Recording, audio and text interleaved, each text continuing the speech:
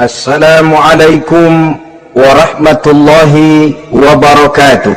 Waalaikumsalam warahmatullahi wabarakatuh. Alhamdulillah, alhamdulillahil jabbaril qahhar, al-azizil ghaffar, khaliqil jannati wan nar. Wassalatu wassalamu ala sayyidina Muhammadinil mukhtar wa ala alihi wa ashabihil adhar, amma ba'du.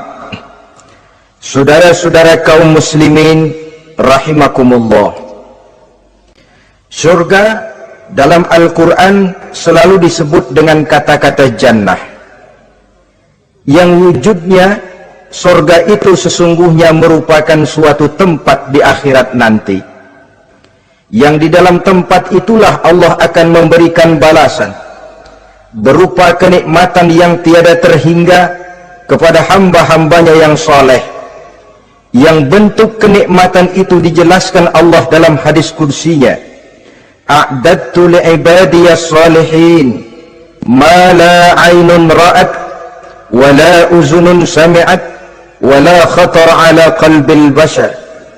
Aku sediakan buat hamba-hambaku yang soleh satu kenikmatan yang belum pernah dilihat oleh mata, belum pernah terdengar oleh telinga, dan belum pernah terdetik dalam hati manusia tentang kenikmatan yang semacam itu. Jadi kalaupun dalam banyak ayat-ayat Al-Quran Allah menggambarkan tentang surga yang di bawahnya mengalir sungai-sungai, jangan disamakan dan dibandingkan dengan sungai yang ada di dunia ini. Kalau surga bercerita tentang pohon dengan segala buah-buahnya, jangan samakan dengan pohon dan segala buah-buahan yang ada di dunia ini. Kalau surga bercerita tentang istana, tentang tempat tidur, tentang permadani dan sebagainya, seluruhnya tidak sama dan tidak bisa disamakan atau dibayangkan dengan yang kita hadapi dalam kehidupan di dunia ini. Di sanalah manusia akan menemukan kehidupan yang hakiki, yang sebenar-benarnya, yang tidak akan pernah berubah untuk selama-lamanya. Adapun kehidupan di dunia ini, boleh saja kita katakan kehidupan yang kamuflase, fata morgana, atau dalam bahasa agama sering disebut dengan kehidupan khayali. Ia berubah, ia bertukar, ia berganti oleh pergeseran masa dan pertukaran waktu. Kita jadi orang kaya di dunia, bagaimanapun kayanya kita, kekayaan itu tidak lain adalah kekayaan khayali namanya. Hari ini dia kaya, besok dia boleh jatuh bangkrut. Tengoklah orang-orang kaya di dunia ini, yang tidak cuma sekedar memperkaya diri untuk dirinya sendiri saja, tapi kadang-kadang sudah mempersiapkan untuk anak-anaknya, untuk cucu-cucunya, untuk iparnya, untuk besannya, pendeknya untuk seluruh keluarganya. Tidak cukup harta cuma untuk 1, 2, 3, bahkan sampai 7 keturunan. Tidak cukup dengan uang miliaran, malah triliunan. Tidak cukup dengan punya tanah yang luas, malah gunung dibeli, laut dibeli, langit pun kalau dijual mau dibeli.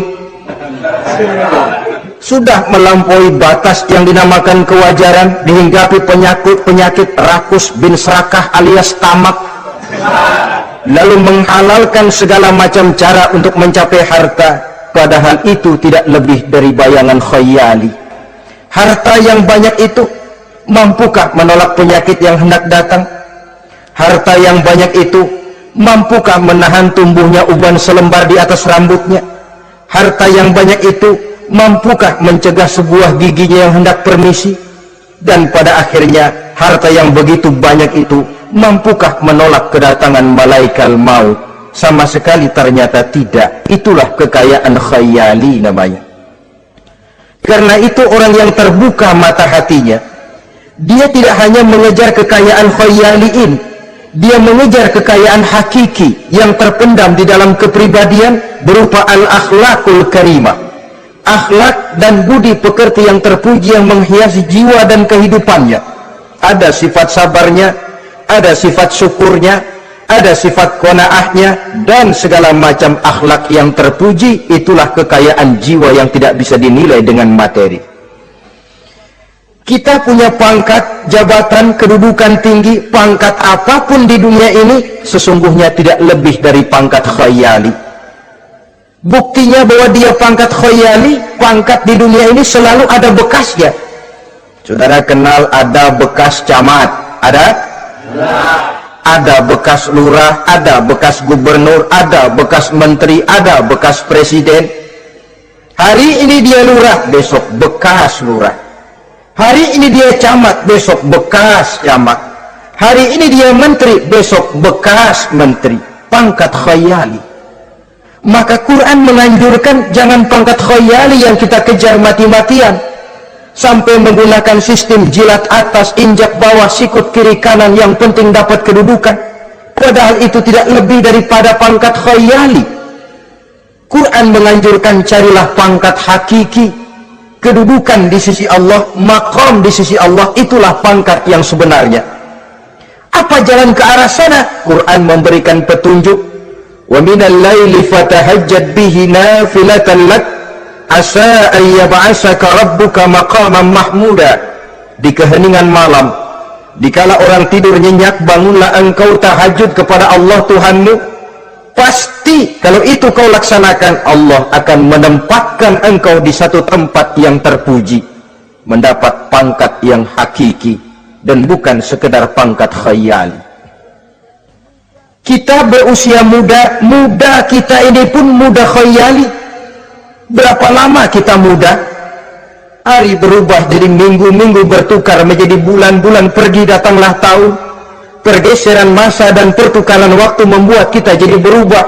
Kulit yang tadinya kencang jadi lentur dan keriput, segalanya berubah. Oleh karenanya, pada kehidupan di surga nanti, orang akan menemukan kehidupan yang hakiki, yang tidak akan pernah berubah untuk selama-lamanya. Nah, kita akan mulai dengan menjelaskan bagaimana sebenarnya keadaan surga itu. Pertama, luasnya. Berapa sih luasnya surga? Dengan logika, sekarang ini dunia dihadapi dengan kekhawatiran terhadap peledakan penduduk yang nyaris tidak terkendali. 5 miliar lebih jumlah manusia yang nongkrong di permukaan bumi. Tapi sesungguhnya planet bumi yang kita tinggali ini cuma satu planet kecil dari 9 buah planet yang berada dalam sistem tata surya matahari yang lazimnya kita namakan galaksi.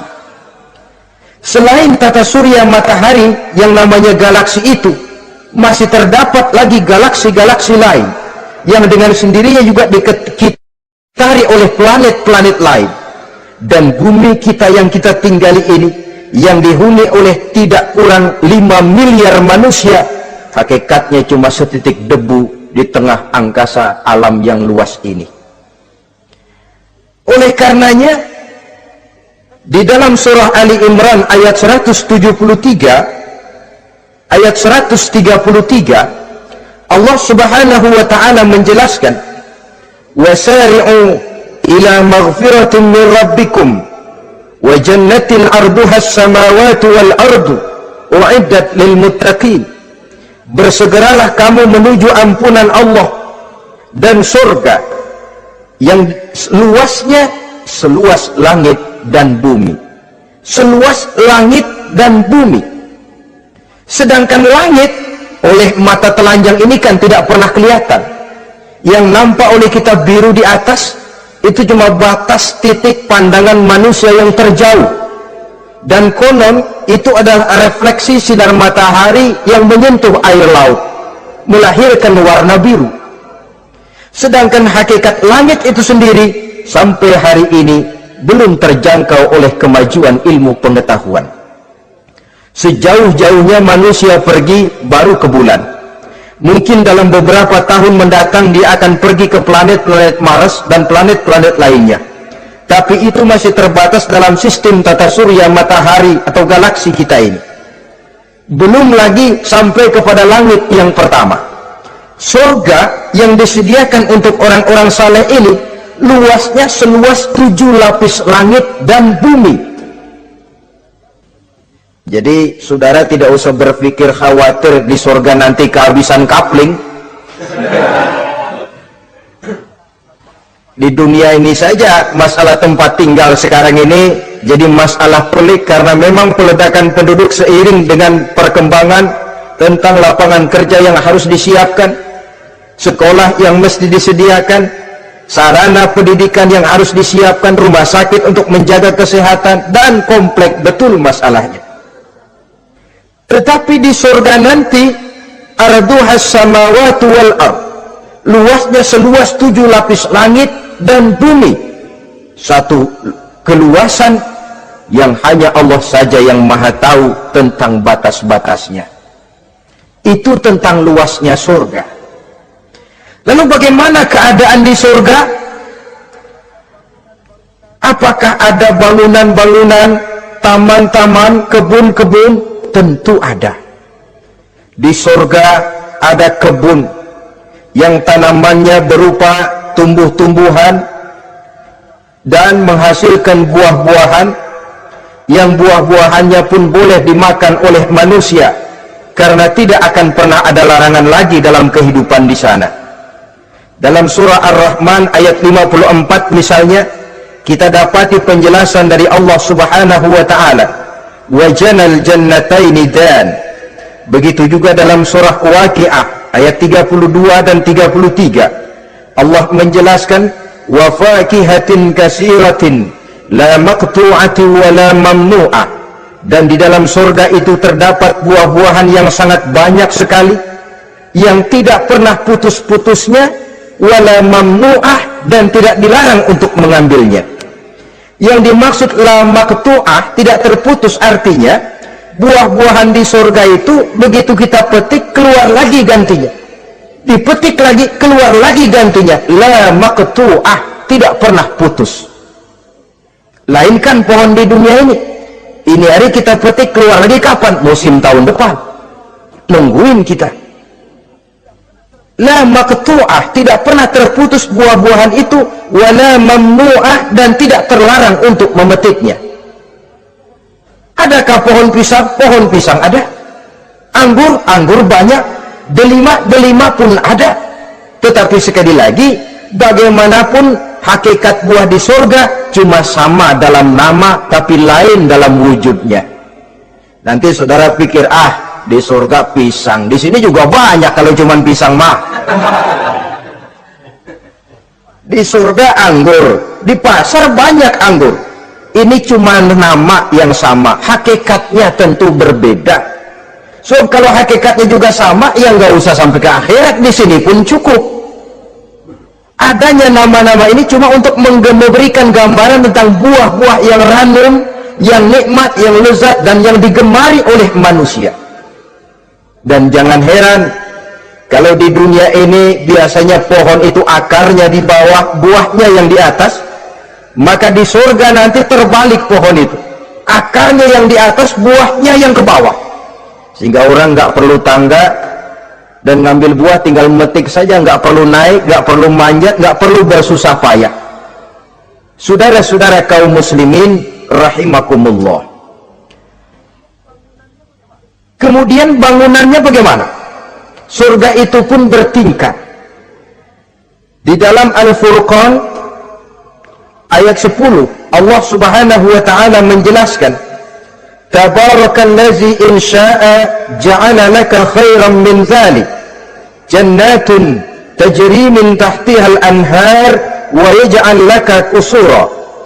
Maha suci Allah yang apabila ia menghendaki dijadikannya untuk kamu yang lebih baik daripada kehidupan dunia ini, yaitu surga yang di bawahnya mengalir sungai-sungai, dan dibangunkannya untuk kamu istana-istana di dalam surga.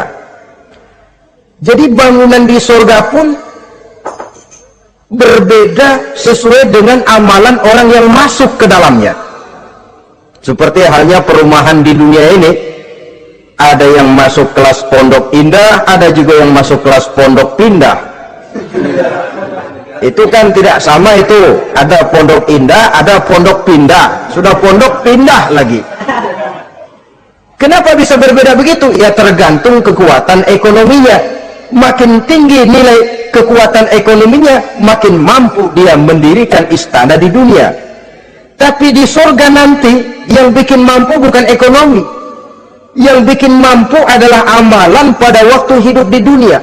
Makin banyak amalnya, dengan sendirinya makin baguslah istananya di surga. Tetapi yang namanya surga, dapat empernya juga sudah lumayan betul itu.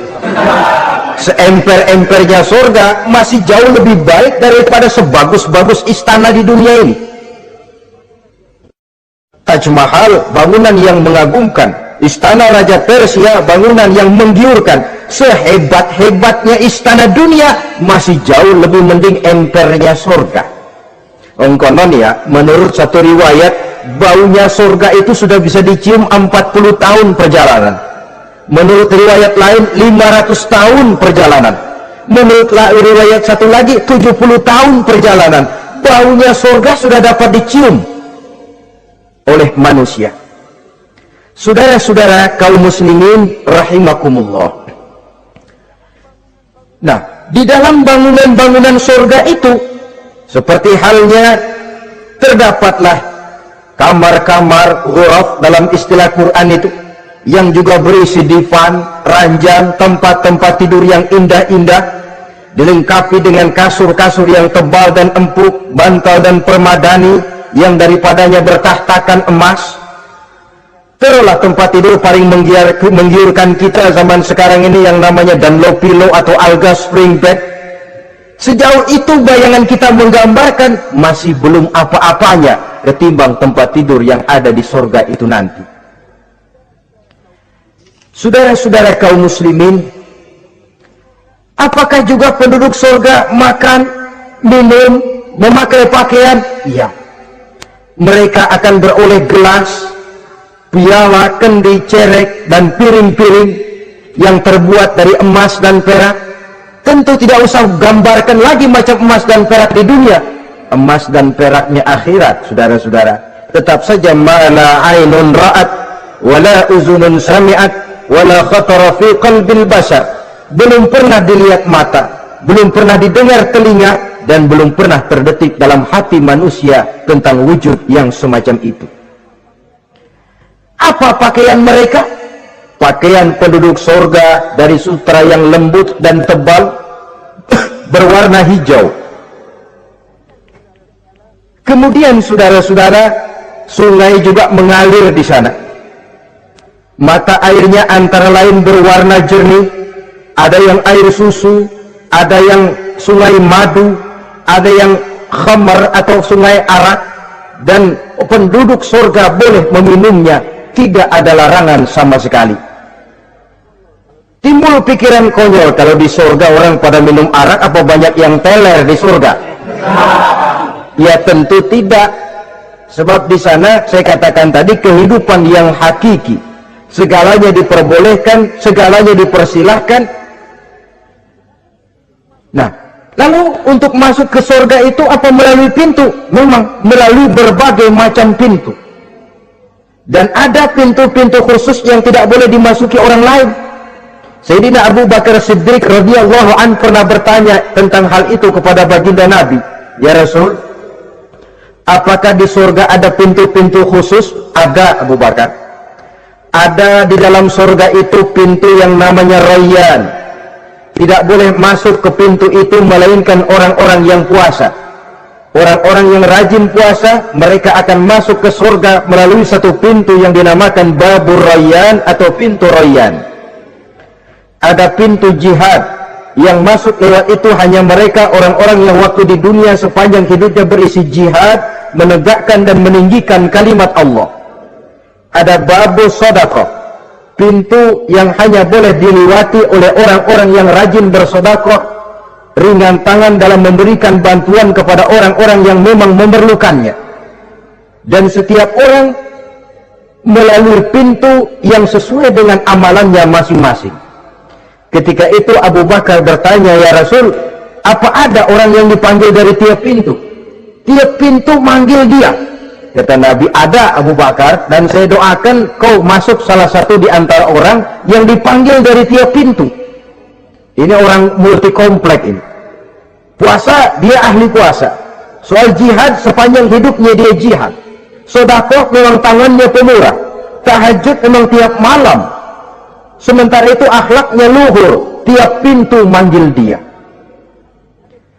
Dalam hadis ada juga perempuan yang bernasib baik, dijelaskan oleh Nabi, iza sallatil mar'atu khamsaha wa shamat shahraha wa hafizat farjaha wa ata'at zawjaha qila laha udkhuli min ayyi abwabil jannati syi'ti. Apabila seorang perempuan dia kerjakan sholat yang 5 waktu, dia puasa di bulan Ramadan, dia jaga kehormatan dirinya, kemudian dia taat kepada suaminya, di akhirat nanti dikatakan kepada perempuan tadi, wahai perempuan, udkhuli min ayyi abwabil jannati syi'ti, masuklah kamu ke dalam surga dari pintu mana saja yang kamu mau. Disuruh pilih, saudara-saudara. Nah, kalau kita waktu di dunia ini tidak ada keistimewaan amal, bingung mau masuk pintu mana. Ramadan puasanya kayak gendang, depan doang sama belakang, penutupan sama pembukaan, peserta kehormatan, tengah-tengahnya kosong. Nanti mau masuk pintu royan, ditanya, ini pintunya orang yang puasa, kamu puasa Ramadan? Puasa juga sih. Puasa juga sih, bagaimana? Iya, pembukaan sama penutupan, tengahnya kosong, nggak bisa lewat pintu sini, cari pintu lain saja. Mau masuk kita lewat pintu jihad, ditanya lagi, kamu lewat sini apa merasa pernah berjuang membela agama waktu di dunia? Mau lewat pintu sholat, apa kau termasuk orang yang konsekuen menjaga sholat? Bersyukurlah kita kalau tiap pintu memanggil. Kalau tidak, adalah salah satu amal kita yang menunjukkan keistimewaan kita. Karena itu beramal nggak perlu banyak, yang penting rutinnya, istiqomahnya. Ahabbul a'mali indallah adwamuha wa in qalla. Amalan yang paling dicintai Allah yang dikerjakan secara tuntas walaupun tidak banyak. Saudara baca ayat Quran nggak banyak, satu malam cuma 3 ayat, tapi rutin tiap malam 3 ayat, tiap malam 3 ayat. Itu lebih dicintai Allah daripada sekali ngaji 1 juz, terus 3 bulan nggak ngaji-ngaji. Lebih baik yang sedikit-sedikit ini tapi rutin, dia akan menjelma menjadi amalan yang banyak, daripada sekalinya banyak lalu ke belakangnya malah tidak ada sama sekali. Hendaknya ada amalan-amalan kita yang menunjukkan keistimewaan dan kelak akan menjadi pintu yang kita tempuh di surga nanti. Apabila kita sudah melalui pintu-pintu surga itu dan tinggal di dalamnya dengan pakaian, dengan perhiasan, dengan makanan dan minuman sebagai yang saya sebutkan tadi, maka kita pun dalam kehidupan di sana akan dilayani oleh pelayan-pelayan muda. Yatufu alaihim wildanun mukhalladun. Pelayan-pelayan yang muda itu keliling melayani apa keperluannya dan tidak pernah tua pelayan itu, sebagaimana kita pun tidak akan pernah tua. Pendeknya sudah jadi king of king di surga itu, jadi raja di raja. Fasilitas serba cukup, apa yang kita mau tersedia, tidak ada larangan dan pelayan seperlunya diberikan kepada kita. Nah, bagaimana keadaan penduduk surga? Dari Imam Tirmizi dijelaskan satu hadis, berkata Hasan al-Basri, ahlul jannati kulluhum abna'u 33 sanah. Mereka rata-rata orang-orang muda penduduk surga itu, umurnya tidak lebih 33, yang muda-mudanya, cakep-cakepnya, ganteng-gantengnya. Pantas kalau satu hari ada perempuan tua menghadap Rasul, ya Rasul, saya ahli ibadah, saya beriman kepada Allah, saya cinta kepada Islam, apakah saya akan masuk surga ya Rasul? Nabi senyum, enggak bu, nenek-nenek enggak masuk surga. Itu perempuan nangis sejadi-jadinya, ya Rasul, kalau gitu sia-sia tahajud sia-sia puasa saya, sia-sia segala macam ibadah saya. Nenek-nenek nggak masuk surga ya Rasul, sayang benar segalanya. Rasul kemudian menghampiri perempuan tadi, Bu, kalau yang ibu bilang itu benar, ibu masuk surga. Cuman di sana ibu balik muda lagi, kulit nggak kempot kayak begitu, rambut nggak putih macam begitu. Ibu nanti di surga bakal jadi muda lagi. Sana saya selesin umur 33 tahun. Rata-rata seluruh penduduk surga umurnya begitu. Tidak ada yang tua, tidak ada yang anak-anak, tidak ada yang remaja, rata-rata segitu. Nah, lalu bagaimana? Di surga hati mereka menjadi satu di antara sesama penduduk surga. Tidak ada yang iri hati, tidak ada yang punya sifat dendam. Itu keadaan di surga. Walaupun bertetangga, yang satu bisa mengunjungi yang lain, yang satu bisa nengokin yang lain, tapi tidak ada sikap iri hati dan dengki. Tidak ada yang satu datang ke tempat saudaranya di surga, loh kapling lo lebih luas dari gua nih. Nggak ada Tuhan, tidak ada. Semuanya hati sudah menjadi satu, tidak ada dendam, tidak ada iri hati. Kan jauh bedanya dengan kehidupan di dunia ini toh. Kadang-kadang di dunia ini begitulah romantikanya. Kita melarat, disuraki orang, kita sedikit kaya, diselidiki orang, ada saja yang iri, ada saja yang hasut, dan selalu mencari cara untuk menjatuhkan kita. Di surga, hal semacam itu tidak akan kita temui. Orang tidak punya sifat iri hati dan dendam. Lalu bagaimana lagi keadaan penduduk surga itu? Mereka selalu merasa senang dan bahagia. Tiap hari, tiap saat yang dirasakan cuma itu saja. Tidak diselingi seperti kehidupan di dunia ini, di mana senang berseling dengan susah, bahagia berganti dengan derita, ada senyum bahagia, ada tangis menahan derita. Itu romantika kehidupan di dunia. Di akhirat itu tidak akan pernah ditemui dalam surga nanti. Orang selalu merasa senang, karenanya di sana tidak ada keluh kesah. Tidak ada orang yang murung, tidak ada orang yang narik napas panjang sambil menghitung bintang di langit. Selalu merasa senang dan selalu merasa bahagia. Lalu bagaimana kondisi fisik mereka? Di surga tidak ada orang yang cacat, baik ia cacat rohani ataupun cacat jasmani. Seperti yang kita temui di dunia ini, ada saja cacatnya. Kadang-kadang jasmani sehat, rohaninya sakit. Kadang-kadang rohaninya bagus, jasmaninya cacat. Di surga, orang sempurna, komplit, cukup. Tidak ada yang cacat rohani ataupun yang cacat jasmani. Kalau dalam kehidupan di dunia ini mereka cacat, bagaimana? Mereka akan utuh dan sempurna apabila masuk ke dalam surga. Dan di surga, sungguh pun mereka makan, sungguh pun mereka minum, mereka tidak akan pernah buang air, baik air besar maupun air kecil. Sebab kalau makan dan minum di surga harus buang air, tentu malaikat harus menyediakan WC. Dan kalau surga sudah ada WC, tentu tinja yang repot. Saudara-saudara kaum muslimin, tidak buang air juga tidak buang angin, dan tidak sakit, tidak terkena penyakit apapun namanya. Sudah di surga itu daerah bebas penyakit. Jadi barangkali kalau keluar ke halaman surga nggak pakai baju masuk angin, tidak. Di sana repot nyari duit kerokan. Segalanya sempurna, segalanya cukup. Lalu bagaimana kalau tiap saat mereka makan, tiap saat mereka minum, tapi tidak buang air? Konon keringat yang keluar dari mereka, tubuh mereka, dan keringat yang keluar itu mengandung bau kasturi yang amat sangat harum baunya. Saudara-saudara, kemudian penduduk surga itu oleh Allah diberikan teman hidup yang namanya bidadari. makhluk Allah yang teramat sangat cantiknya, yang tidak bisa kita bayangkan macam apa cantiknya. Barangkali kalau kita menonton film, kita kagum dengan bintang-bintang film kenamaan yang cantiknya selangit. Itu mah belum ada seujung kukunya dari para bidadari.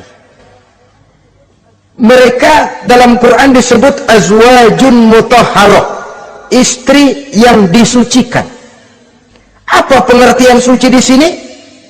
Belum pernah tersentuh sebelumnya, baik oleh manusia, baik oleh jin, baik oleh malaikat sekalipun. Jadi memang orisinil, build up dari sononya belum kepake. Khusus untuk manusia yang masuk surga, belum pernah kepegang sama manusia. Jangankan manusia, jin dan malaikat saja belum pernah megang. Lainkan di dunia sekarang ini, kita mau cari barang orisinil sudah repot. Ya mujurlah kalau saudara menemukan seorang gadis yang orisinil paten, masih build up, barangkali mujur. Tapi umumnya terutama di kota-kota besar, ya sudah, kita dapat second hand juga masih lumayan. Kalau tidak rongsok-rongsok bener mah, ini kadang-kadang sudahlah second hand, kondisinya juga 30%, udah mesti nyerpis melulu kita ini. Saudara-saudara, azwajun mutahharah belum pernah tersentuh oleh siapapun. Lalu makna tohara ini, mereka selalu suci, tidak pernah baik menstruasi atau mencret, tidak pernah. Dan kalau perempuan kita, istri-istri kita di dunia ini kan 1 minggu dalam sebulan terkena dapat fasilitas dia untuk tidak sholat, untuk tidak ibadah, masa haid itu. Perempuan di surga yang namanya bidadari tidak akan pernah mengalami haid. Lalu apalagi keistimewaannya? Selalu perawan, tidak pernah janda.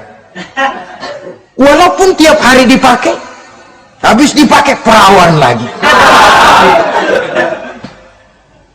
Saudara-saudara yang saya hormati, itu diperuntukkan untuk penduduk-penduduk surga. Nah itu laki-laki itu. Iya, kalau perempuan bagaimana? Satu riwayat menjelaskan mereka akan menjadi ratu di surga dengan segala kenikmatan yang juga tidak pernah mereka bayangkan sebelumnya. Riwayat lain menjelaskan bahwa mereka juga akan berkumpul dengan suami, istri, dan anak-anaknya jikalau mereka memang orang-orang soleh. Ada juga riwayat lemah menjelaskan bahwa mereka akan mendapat bidadara istilahnya. Saudara-saudara kaum muslimin rahimakumullah, pendeknya surga dan seluruh kenikmatan yang ada di dalamnya tidak pernah mata melihat, belum pernah telinga mendengar, belum pernah terbetik dalam hati manusia. Oh di surga begini kali ya, berbeda dengan itu. Oh bidadari begini kali ya, kalau masih begini kali ya masih bisa dibayangin. Ini sudah nggak bisa dibayangin, jadi nggak usah begini ya begitu ya.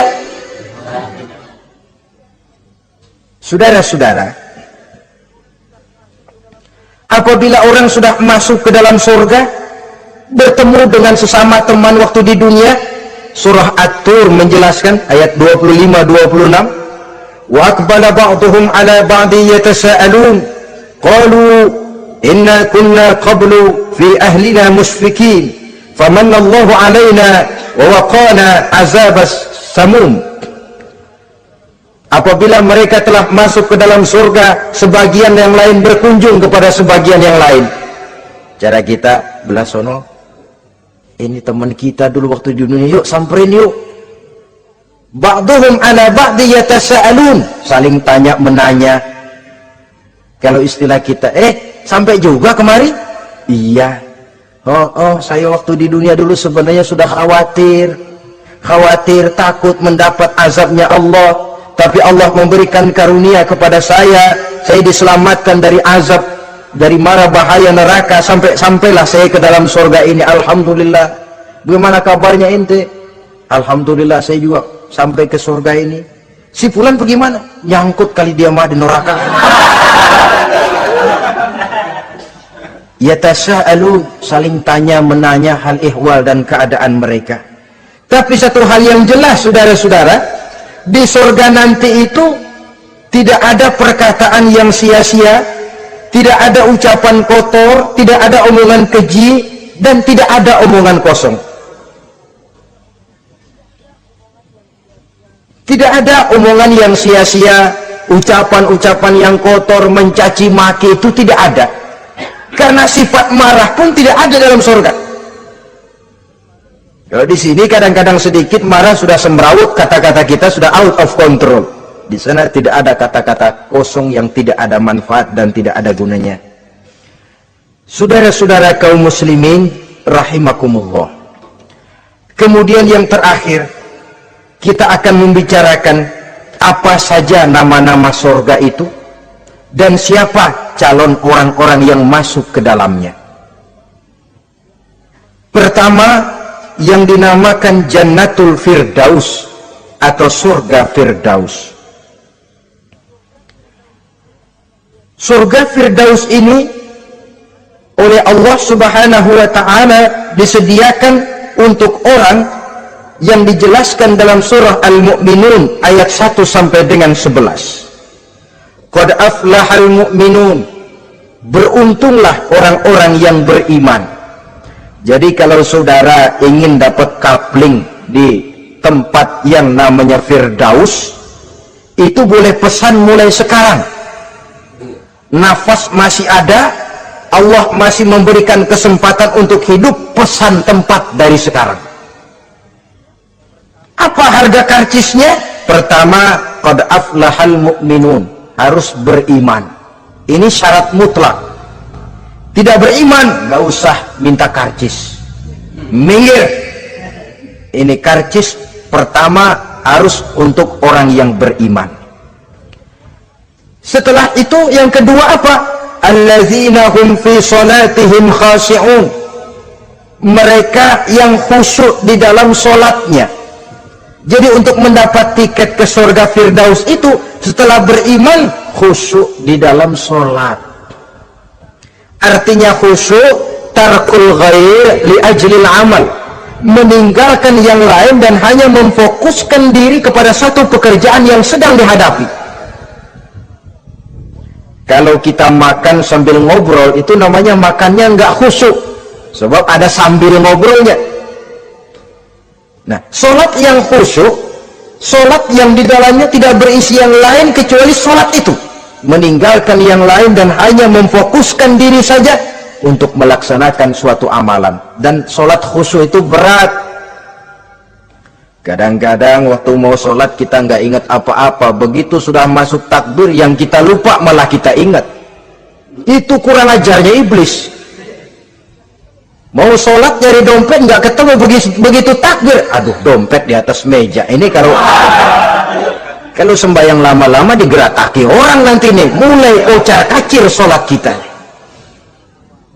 Makanya kata Imam Nawawi, sudah dinamakan khusyuk untuk tingkatan orang awam kalau pada waktu takbir dia ingat Allah. Segitu aja udah tingkatan orang awam itu. Sebab yang namanya khusyuk itu hudurul qalbi wa sukunul jawarih. Hatinya ikut sholat, anggota badannya tenang tentram di waktu sholat, khusyuk. Kalau waktu sholat garuk sono garuk sini, kaki ketekas ketekus, terus sudah anggota badannya nggak khusyuk. Atau anggota badannya tenang tentram, nggak gerak-gerak, cuma hatinya ngayap kemana-mana. Badannya di musola, hatinya di pasar. Itu juga nggak khusyuk, dan itu berat. Karena itu ini syarat kedua untuk mendapat tiket ke Firdaus. Imam Ali saja pernah dites oleh Rasul.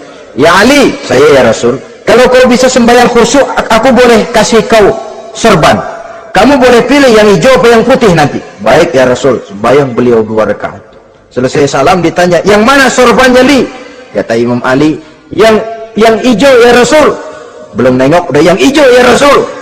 Kata Nabi, kalau begitu ente nggak khusyuk. Kenapa? Mungkin tadi waktu sujud mikirin, ntar kalau gua ditawarin beli yang hijau aja dah. Belum nengok sudah menjawab. Saudara-saudara, yang ketiga, wallazina hum 'anil lagwi mu'ridun. Orang-orang yang menghindarkan diri dari ucapan dan perbuatan yang sia-sia, yang tidak ada gunanya. Ini tiket yang syarat yang ketiga untuk mendapat tiket ke Firdaus itu, menghindarkan diri baik dari ucapan ataupun perbuatan yang sia-sia, yang tidak ada nilainya baik dalam pandangan manusia, lebih-lebih lagi dalam pandangan Allah. Yang keempat, wallazina hum lizzakati fa'ilun. Mereka yang aktif membayar zakat. Kemudian yang kelima, wallazina hum li furujihim hafizun illa ala azwajihim aw ma malakat aymanuhum fa innahum ghairu malumin. Orang-orang yang memelihara kehormatan dirinya kecuali kepada istrinya atau kepada budak sahayanya, pandai mengendalikan nafsu, tidak terperosok memperturutkan syahwatnya. Yang keenam, wallazina hum li amanatihim wa ahdihim ra'un. Orang yang pandai menjaga amanah dan pandai menepati janji. Saudara-saudara, kalau janji ditepati, sebab janji adalah hutang. Yang ketujuh, wallazina hum ala sholawatihim yuhafizun.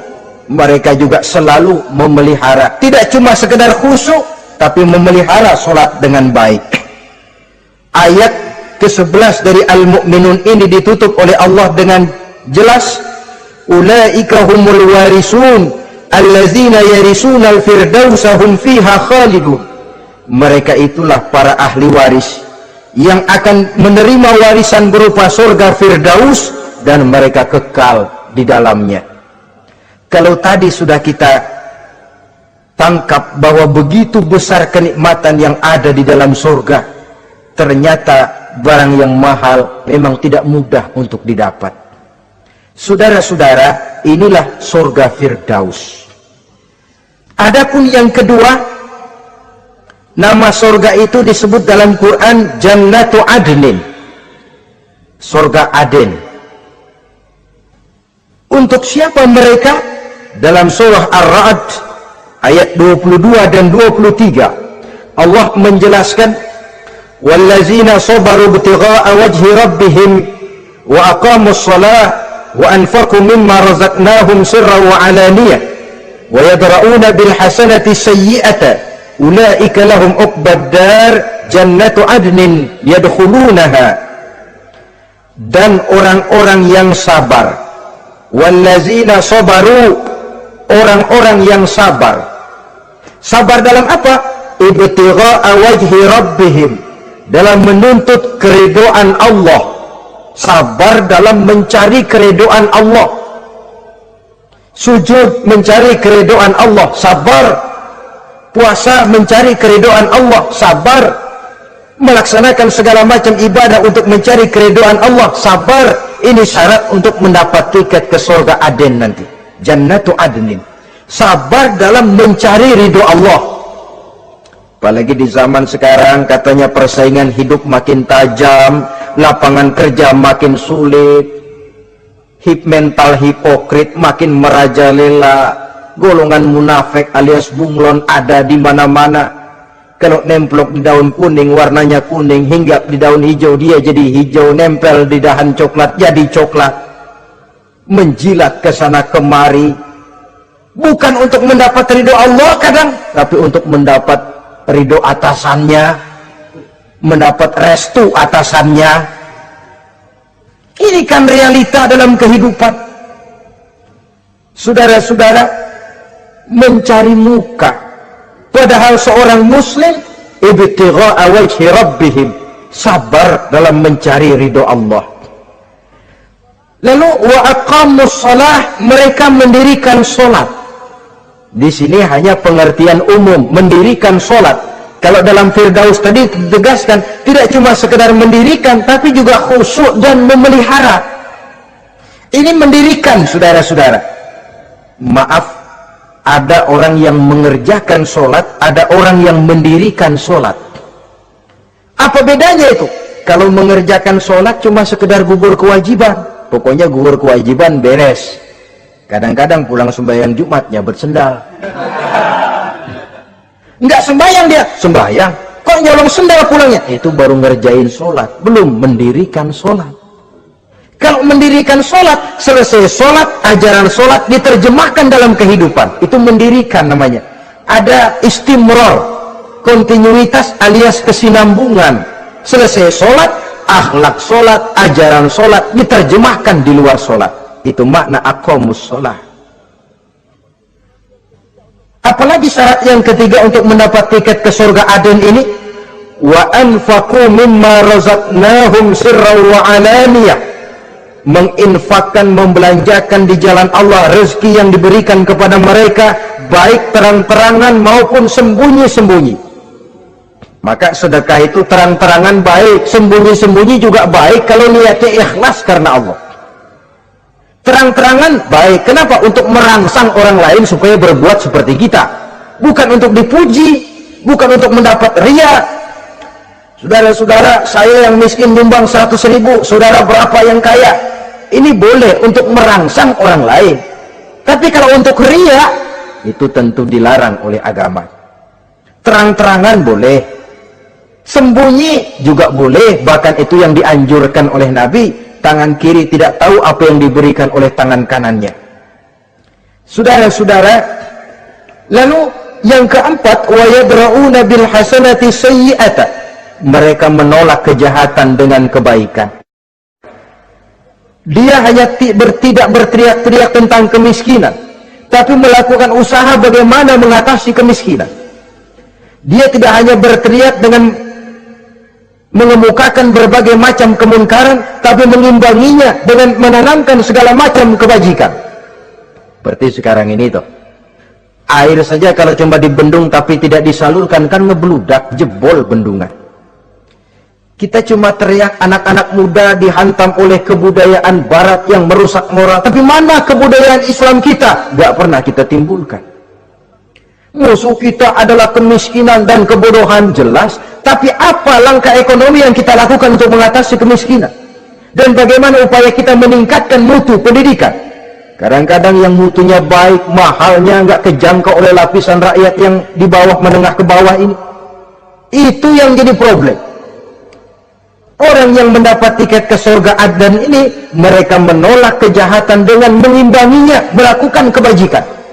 Tidak cuma teori, tidak cuma propaganda, tapi ada langkah konkret bahwa untuk membentengi kemaksiatan harus diperbanyak munkarat. Untuk mengimbangi segala macam perbuatan durjana harus dikembangkan majelis taklim pesantren, menghidupkan akhlak Islamiyah dalam kehidupan sehari-hari. Wa yadra'una bil hasanati sayyi'ah. Orang semacam itulah yang akan mendapat tiket ke surga Aden atau Jannatu Adnin nanti. Dua. Adapun surga yang ketiga dinamakan Jannatun Naim. Surga Naim. Naim mengandung arti penuh kenikmatan. Tiketnya sederhana saja. Al-Qalam ayat 34. Inna lil muttaqina inda rabbihim jannatu na'im. Sesungguhnya bagi orang-orang yang bertakwa kepada Allah, mereka akan mendapat balasan berupa jannatun na'im, surga Naim namanya. Jadi tidak banyak untuk mendapatkan surga Naim ini, cuma takwa. Cuman takwa yang jadi banyak. Apa itu takwa? Sekarang ini kan takwa jadi lalap. Dan orang sering menggunakan istilah agama di zaman sekarang ini untuk maksud yang tidak sama dengan maksud agama. Padahal takwa ini jelas, sebelum Islam datang ke Indonesia, kita orang Indonesia tidak kenal kata-kata takwa. Maka kalau harus menggunakan kata takwa, pengertiannya harus dikembalikan kepada pengertian Islam. Ini sih enggak. Orang yang mana aja kalau dilantik bertakwa kepada Tuhan yang Maha Esa, bertakwa, sampai membleh ke bibir, bertakwa. Tapi kalau sudah megang jabatan, kadang-kadang takwa ngalor dia ngidul. tidak relevan lagi. Lalu apa sih yang namanya takwa itu? Sederhana saja, imtisalul awamir wajtinabun nawahi, itulah takwa. Melaksanakan segala yang diperintah, menjauhi yang dilarang, itu takwa. Menjalankan perintah dengan meninggalkan larangan, apa bedanya? Kalau melaksanakan perintah boleh sesuai dengan kemampuan, tapi menjauhi larangan mutlak. Laksanakan perintah Allah sesuai dengan kemampuanmu, tapi tinggalkan larangan Allah mutlak. Mampu tidak mampu, tinggalkan. Enak kalau ada perintah, jauhi larangan Allah semampu kamu. Ya enak, tinggal kita milih. Saya belum mampu ninggal teler itu, lezat itu, belum mampu. Yang boleh semampu kita melaksanakan perintah. Sholat semampu kita, asal jangan mampu lalu pura-pura tidak mampu. Puasa semampu kita, jihad semampu kita. Tapi kalau sudah meninggalkan larangan mutlak, mampu tidak mampu harus ditinggalkan. Jadi kelihatannya sederhana takwa ini, tapi masalahnya rumit. Melaksanakan yang diperintah, menjauhi yang dilarang, dan itu tiket untuk mendapatkan surga naim atau jannatun naim. Yang keempat, saudara-saudara, di antara nama surga itu ada yang disebut surga ma'wa atau jannatul ma'wa. Apa tiket untuk sampai ke sana? Surah An-Nazi'at ayat 40 dan 41. Wa amma man khafa maqama rabbih wa nahan nafsa 'anil hawa fa innal jannata hiyal ma'wa. Sesungguhnya orang-orang yang takut kepada larangan Tuhannya, wa nahan nafsa 'anil hawa, dan sanggup mengendalikan nafsu, sanggup mengendalikan diri dari memperturutkan hawa nafsu, fa innal jannata hiyal ma'wa, surga ma'walah tempat tinggalnya nanti. Jadi tiket ke jannatul ma'wa ini, pertama, khafa maqama rabbih, takut kepada batas-batas yang telah ditentukan oleh Tuhannya. Ini batasnya, kamu jangan nyebrang ke sini. Ini batas yang halal, ini yang haram, ini yang hak, ini yang batil, ini yang ma'ruf, ini yang munkar. Orang yang ingin mendapat tiket ke ma'wa, dia takut batas-batas itu. Lalu sanggup mengendalikan diri, tidak sampai memperturutkan hawa nafsunya. Itu tiket ke surga ma'wa. Yang kelima dinamakan surga Darussalam atau Jannah Darussalam. Dijelaskan dalam Al-An'am ayat 126 dan 127. Wa hadza siratu rabbika mustaqima wa qad fassalna al-ayati liqaumin yatadhakkarun lahum darussalam inda rabbihim wa huwa waliyuhum bima kanu ya'malun. Inilah jalan Tuhanmu yang lurus, telah kami pisahkan ayat-ayat kami bagi kaum yang mau berfikir. Jadi kelihatan di sini untuk mendapat tiket ke Darussalam, istiqomah mengikuti jalan lurus, istiqomah berpegang kepada Islam, dan pandai membedakan apa yang memang oleh Allah sudah dibedakan, antara yang hak dan batil, antara yang benar dan salah, dan selalu ingat kepada ayat-ayat Allah. Itu surga Darussalam. Yang keenam dinamakan Darul Muqamah. Siapa penghuninya? Surah Fatir ayat 34-35. Wa qalu alhamdulillahillazi azhaba 'anna al-hazan inna rabbana laghafurun syakur allazi ahallana darul muqamah min fadlihi la yamassuna fiha nasabun wa la yamassuna fiha lughub. Yaitu orang-orang yang senantiasa bertahmid, memuji kebesaran Allah subhanahu wa ta'ala, mereka akan mendapatkan Darul Muqamah. Yang ketujuh dinamakan surga Maqamul Amin. Ini pun disediakan untuk orang yang bertakwa, seperti dalam Ad-Dukhan ayat 51, innal muttaqina fi maqamin amin. Dan yang terakhir, yang kedelapan adalah surga khuldi atau jannatul khuldi. Dalam surah Al-Furqan ayat 15 dijelaskan, qul adzalika khairun am jannatul khuldi allati wa'idal muttaqun kanat lahum jazaan wa masira. Saudara-saudara kaum muslimin rahimakumullah, oleh terbatasnya waktu, inilah sekelumit tentang surga dan calon-calon penghuninya. Mudah-mudahan dijadikan kita oleh Allah termasuk salah seorang di antara calon-calon yang kelak akan menjadi penghuni surga, mendapat kenikmatan yang kekal dan abadi di dalamnya. Amin ya rabbal alamin. Terima kasih atas segala perhatian. Mohon maaf atas Hmm.